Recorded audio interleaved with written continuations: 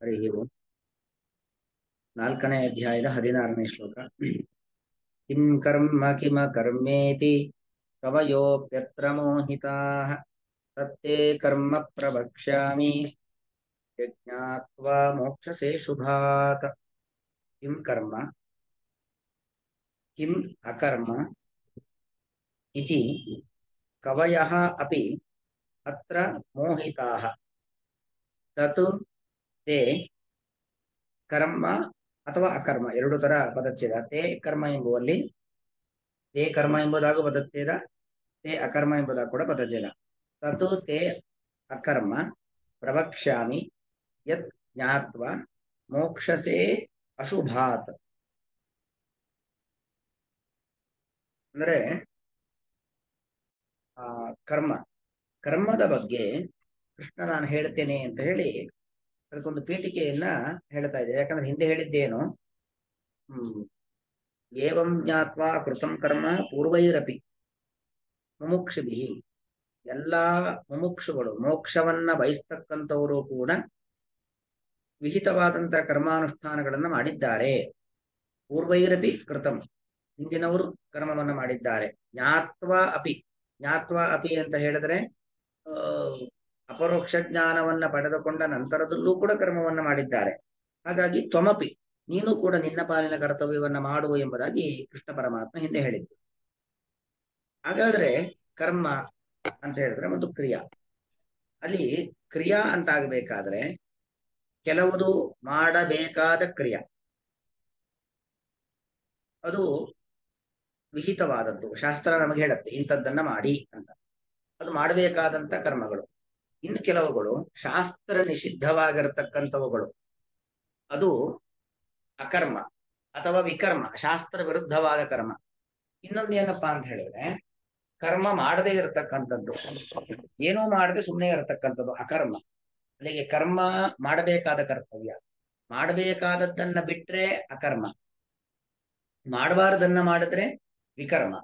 ಹೀಗೆ ಮಾಡಬೇಕಾದಂತಹದ್ದು ಅದು ಕರ್ಮ, ಮಾಡಬೇಕಾದದ್ದನ್ನ ಮಾಡದೇ ಇದ್ರೆ ಅಕರ್ಮ, ಮಾಡಬಾರದ ಕೆಲಸವನ್ನ ಮಾಡಿದ್ರೆ ಅದು ವಿಕರ್ಮ. ಇವುಗಳ ಬಗ್ಗೆ ತಿಳ್ಕೊಳ್ಬೇಕು ಅಂತ ಕೃಷ್ಣ ಹೇಳ್ತಿದ್ದಾನೆ. ಕಿಂ ಕರ್ಮ ಕಿಂ ಅಕರ್ಮ, ಯಾವುದು ಕರ್ಮ ಯಾವುದು ಅಕರ್ಮ. ಅಂದ್ರೆ ಕರ್ಮ ಅಂದ್ರೇನು, ಅಕರ್ಮ ಅಂದ್ರೇನು. ಕರ್ಮ ನಾಮ ಕಿಂ ಅಲ್ಲ ಅರ್ಥ. ಕರ್ಮ ಕಿಂ, ಕರ್ಮ ಕಿಂ ಅಂದ್ರೇನು, ಕರ್ಮ ಅಂದ್ರೇನು. ಅಕರ್ಮ ಕಿಂ, ಅಕರ್ಮ ಅಂದ್ರೆ ಏನು. ಇತ್ಯತ್ರ ಅಪ್ಯತ್ರ ಅಂದ್ರೆ ಈ ವಿಷಯ, ಕಿಂ ಕರ್ಮ ಕಿಮ ಕರ್ಮೇತಿ ಇತಿ ಇದೆಯಲ್ಲ ಅಲ್ಲಿ ತಗೊಳ್ಬೇಕು. ಇತಿ ಅತ್ರ ಈ ವಿಚಾರದಲ್ಲಿ ಕವಯಃ ಅಪಿ ಮೋಹಿತಾಃ, ಕವಿಗಳು, ಕವಿಗಳು ಅಂದ್ರೆ ಏನು, ಜ್ಞಾನಿಗಳು, ಅನೇಕ ಜ್ಞಾನಿಗಳು ಕೂಡ ಮೋಹಕ್ಕೊಳಗಾಗಿದ್ದಾರೆ. ಮುಖ್ಯಂತಿ ಯಂಸೂರಯಃ ಅಂತ ಭಾಗವತ ಹೇಳುತ್ತೆ. ಮುಖ್ಯಂತಿ ಯಂಸೂರಯಃ, ಭಗವತ್ ತತ್ವದ ವಿಚಾರದಲ್ಲಿ ಜ್ಞಾನಿಗಳೂ ಕೂಡ ಮೋಸ ಹೋಗ್ತಾರೆ, ಅವರು ಕೂಡ ಭ್ರಮೆಗೆ ಒಳಗಾಗ್ತಾರೆ. ಶಾಸ್ತ್ರದ ವಿಚಾರದಲ್ಲಿ ಎಷ್ಟು ಶಾಸ್ತ್ರದಲ್ಲಿ ಕೃಷಿಯನ್ನ ಮಾಡಿರ್ತಕ್ಕಂಥ ಜ್ಞಾನಿಗಳು ಕೂಡ ಮೋಹಕ್ಕೆ ಒಳಗಾಗ್ತಾರೆ, ಅಜ್ಞಾನಕ್ಕೆ ಒಳಗಾಗ್ತಾರೆ. ಅದರಿಂದಾಗಿ ಕಿಂ ಕರ್ಮ, ಕರ್ಮ ಅಂದ್ರೆ ಏನು, ಅಕರ್ಮ ಅಂದ್ರೆ ಏನು. ಇತ್ಯತ್ರ ಈ ವಿಚಾರದಲ್ಲಿ ಕವಯಃ ಅಪಿ ಅತ್ರ ಮೋಹಿತಾಃ, ಕವಿಗಳು, ಕವಿಗಳು ಅಂತ ಹೇಳಿದ್ರೆ ಜ್ಞಾನಿಗಳು ಅಂತ ಅರ್ಥ. ಜ್ಞಾನಿಗಳು ಕೂಡ ಮೋಹಕ್ಕೊಳಗಾಗಿದ್ದಾರೆ. ಅಂದ್ರೆ ನೋಡಿ, ಎಷ್ಟೆಲ್ಲ ಸಿದ್ಧಾಂತಗಳು, ಎಷ್ಟೆಲ್ಲ ಮತಗಳು, ಎಷ್ಟೆಲ್ಲ ಗುರುಪೀಠಗಳು, ಎಷ್ಟೆಲ್ಲ ಮಠಗಳು, ಒಬ್ಬೊಬ್ಬರು ಒಂದೊಂದು ರೀತಿಯಲ್ಲಿ ಹೇಳ್ತಾರೆ. ಈಗ ವಿಶಿಷ್ಟಾದ್ವೈತ ಅವರದ್ದೇ ಒಂದು ಮಾರ್ಗ, ಅದ್ವೈತ ಅವರದ್ದೇ ಒಂದು ಮಾರ್ಗ, ಸಾಂಖ್ಯ ಅದೇ ಒಂದು ಮಾರ್ಗ, ಮೀಮಾಂಸಾ ಮತ ಅವರದ್ದೇ ಒಂದು ಮಾರ್ಗ, ಜೈನ ಬೌದ್ಧ ಇದೆಲ್ಲ ನಾಸ್ತಿಕ ಮತಗಳಾಯ್ತು. ಆಸ್ತಿಕ ಮತಗಳು ವೇದ ಉಪನಿಷತ್ತು ಪುರಾಣ ದೇವರು ಇದನ್ನೆಲ್ಲ ನಂಬತಕ್ಕಂತಹ ನಮ್ಮ ದ್ವೈತ ಅದ್ವೈತ ವಿಶಿಷ್ಟಾದ್ವೈತ ಸಾಂಖ್ಯ ಮತ ಮೀಮಾಂಸಾ ಮತ ನಮ್ಮ ದ್ವೈತ ಮತ, ಇಷ್ಟೆಲ್ಲ ಮತಗಳು ಯಾಕಿದ್ದಾವೆ ಹೇಳಿ. ಒಬ್ಬೊಬ್ಬರದ್ದು ಒಂದೊಂದು ಸಿದ್ಧಾಂತ, ಒಬ್ಬರು ಹೇಳಿದ್ದನ್ನ ಮತ್ತೊಬ್ಬರು ಒಪ್ಪೋದಿಲ್ಲ, ಖಂಡನೆ ಮಾಡ್ತಾರೆ. ಹಾಗೆ ಈ ಕರ್ಮದ ವಿಚಾರದಲ್ಲಿ ಯಾವ ರೀತಿಯಲ್ಲಿ ಕರ್ಮವನ್ನ ಮಾಡಬೇಕು, ಯಾವ ರೀತಿಯಲ್ಲಿ ಕರ್ಮವನ್ನ ಮಾಡಬಾರದು ಎಂತಕ್ಕಂಥ, ಅಥವಾ ಕರ್ಮ ಅಂದ್ರೇನು ಅಕರ್ಮ ಅಂದ್ರೇನು, ಈ ವಿಚಾರದಲ್ಲಿ ಜ್ಞಾನಿಗಳೂ ಕೂಡ ಮೋಹಕ್ಕೊಳಗಾಗಿದ್ದಾರೆ. ಮೋಹಕ್ಕೊಳಗಾಗಿದ್ದಾರೆ ಅಂದ್ರೆ ತಪ್ಪು ತಿಳ್ಕೊಂಡಿದ್ದಾರೆ ಅಂತ ಅರ್ಥ. ಅಂದ್ರೆ ಶಾಸ್ತ್ರ ಅದನ್ನ, ಶಾಸ್ತ್ರ ಹೇಗಿದೆಯೋ ಹಾಗೆ ನಾವು ಶಾಸ್ತ್ರವನ್ನು ಓದಬೇಕು. ವೇದ ಪುರಾಣ ಉಪನಿಷತ್ತುಗಳು ಅದು ಏನ್ ಹೇಳುತ್ತೋ ಶಾಸ್ತ್ರದಲ್ಲಿ ಇದ್ದದ್ದನ್ನ ನಮ್ಮ ತಲೆ ಒಳಗಡೆ ತುಂಬಿಕೊಳ್ಬೇಕು. ಅದ್ರಲ್ಲಿ ಏನಾಗತ್ತೆ ಅಂತ ಹೇಳಿದ್ರೆ ತಲೆಯಲ್ಲಿ ಮೊದಲೇ ಏನೇನೋ ತುಂಬಿಕೊಂಡಿರ್ತೇವೆ, ಕೆಲವೊಂದಿಷ್ಟು ಇರುತ್ತೆ. ನಮ್ಮ ತಲೆಯಲ್ಲಿ ಇದ್ದದ್ದನ್ನ ಶಾಸ್ತ್ರದಲ್ಲಿ ಕಾಣುವ ಪ್ರಯತ್ನ ಮಾಡ್ತೇವೆ ಅಲ್ವಾ. ಮನುಷ್ಯನ ಅಧ್ಯಯನದ ಕ್ರಮ ಹೇಗಿದೆ ಅಂತ ಹೇಳಿದ್ರೆ, ನಾವು ನಿಜವಾಗಿ ಓದಬೇಕಾದಂತ ಕ್ರಮ, ಶಾಸ್ತ್ರವನ್ನ ಅರ್ಥ ಮಾಡಿಕೊಳ್ಬೇಕಾದಂತ ಕ್ರಮ, ಅದು ಗೀತೆ ಇರಬಹುದು, ರಾಮಾಯಣ ಇರಬಹುದು, ಮಹಾಭಾರತ ಇರಬಹುದು, ವೇದ ಉಪನಿಷತ್ತು ಪುರಾಣಗಳು ಯಾವುದೇ ಇರಬಹುದು.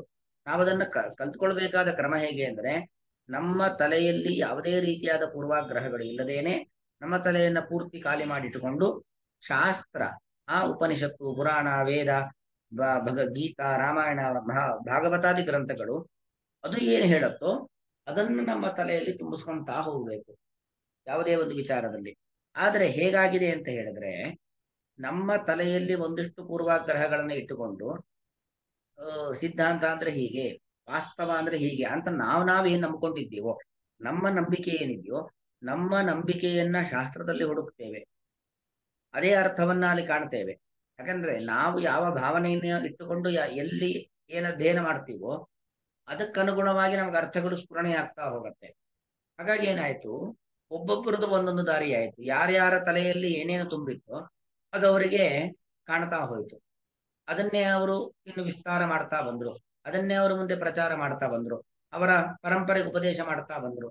ಅಲ್ಲಿಗೇನಾಯ್ತು, ಒಬ್ಬೊಬ್ಬರದು ಒಂದೊಂದು ರೀತಿಯಾಗಿರ್ತಕ್ಕಂಥ ಬುದ್ಧಿವಂತಿಕೆ, ಒಬ್ಬೊಬ್ಬರದು ಒಂದೊಂದು ರೀತಿಯಾಗಿರ್ತಕ್ಕಂಥ ತಲೆ, ಒಬ್ಬೊಬ್ಬರದು ಒಂದೊಂದು ರೀತಿಯಾಗಿರ್ತಕ್ಕಂಥ ಪೂರ್ವಾಗ್ರಹಗಳು, ಈಗ ಹತ್ತಾರು ನೂರಾರು ಮತಗಳಾದ್ರು ಇದಮಿತ್ತಂ ಇದೇ ಸಿದ್ಧಾಂತ ಅಂತ ಆಗ್ಲೇ ಇಲ್ಲ.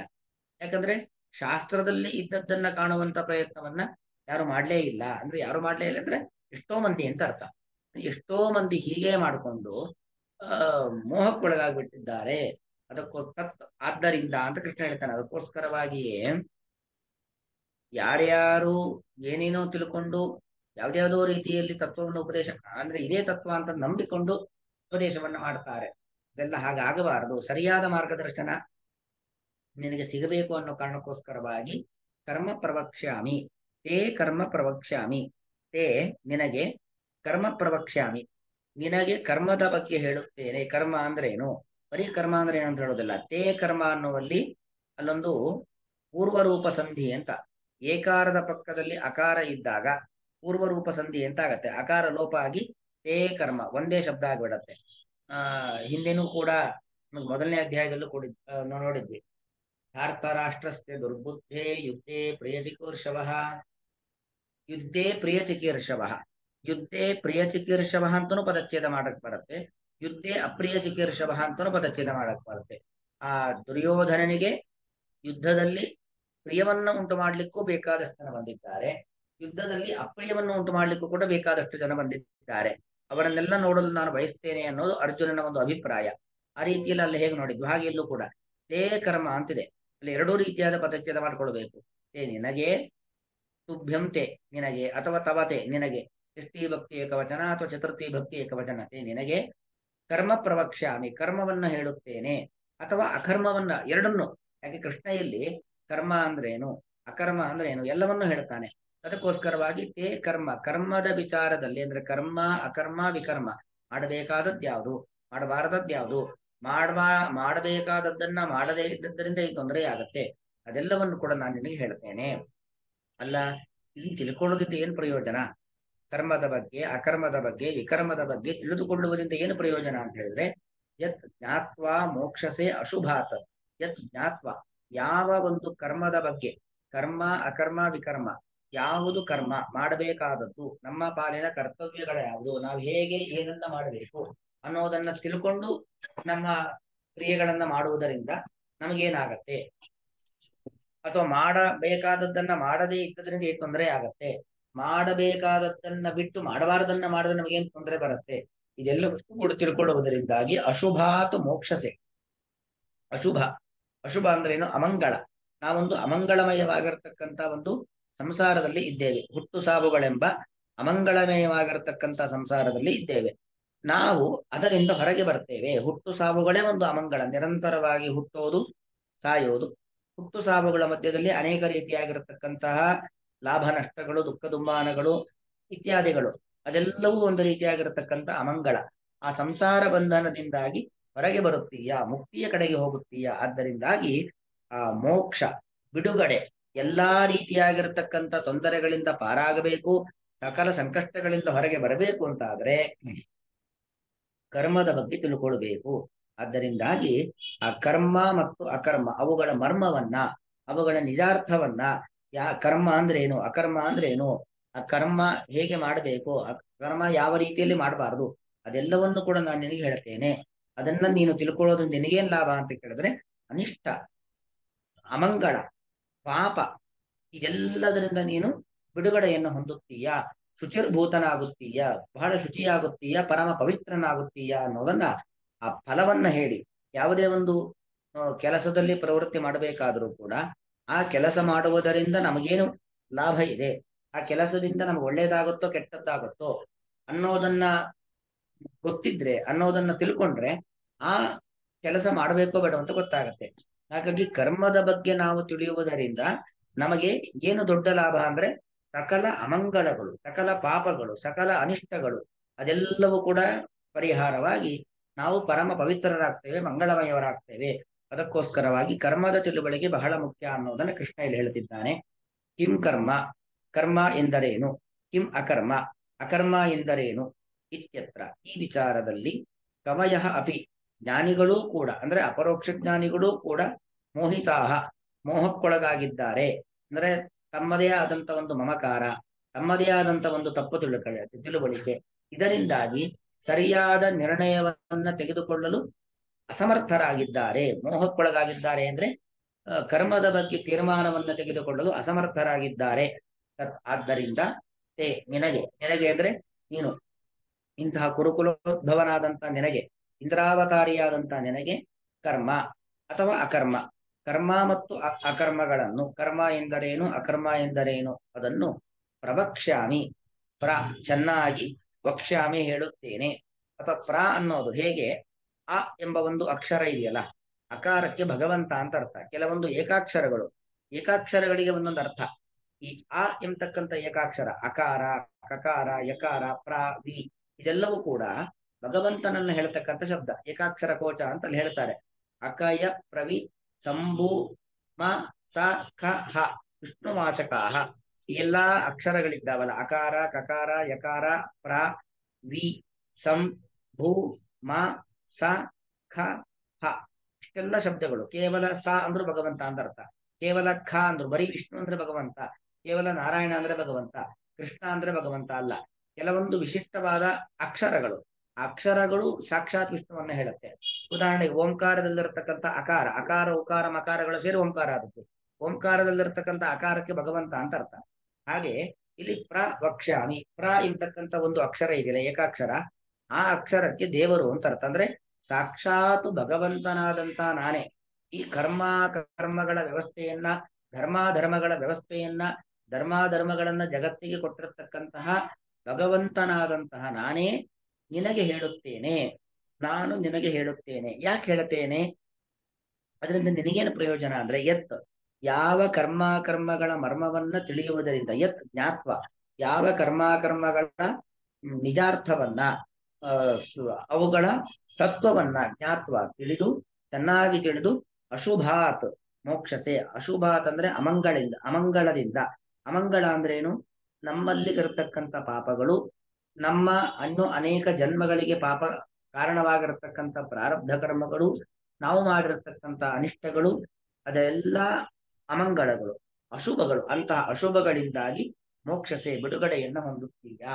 ಅಮಂಗಳದಿಂದ ಹೊರಗೆ ಬರಬೇಕು ಅನ್ನೋ ಅಪೇಕ್ಷೆ ಯಾರಿಗೆ ಇದೆಯೋ ಅವರು ಈ ಕರ್ಮಗಳ ಮರ್ಮವನ್ನ ತಿಳಿಯಿರಿ ಎಂಬುದಾಗಿ ಭಗವಂತ ಹೇಳ್ತಾ ಇದ್ದಾನೆ.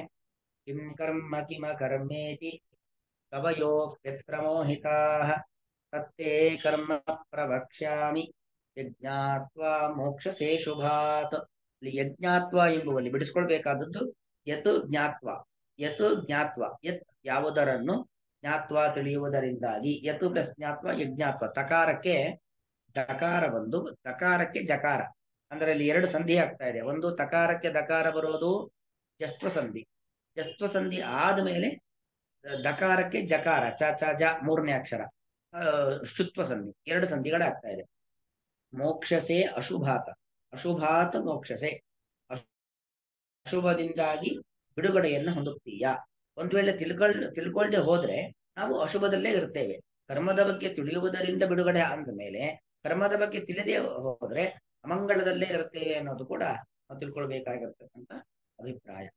ಶ್ರೀ ಕೃಷ್ಣಾರ್ಪಣ.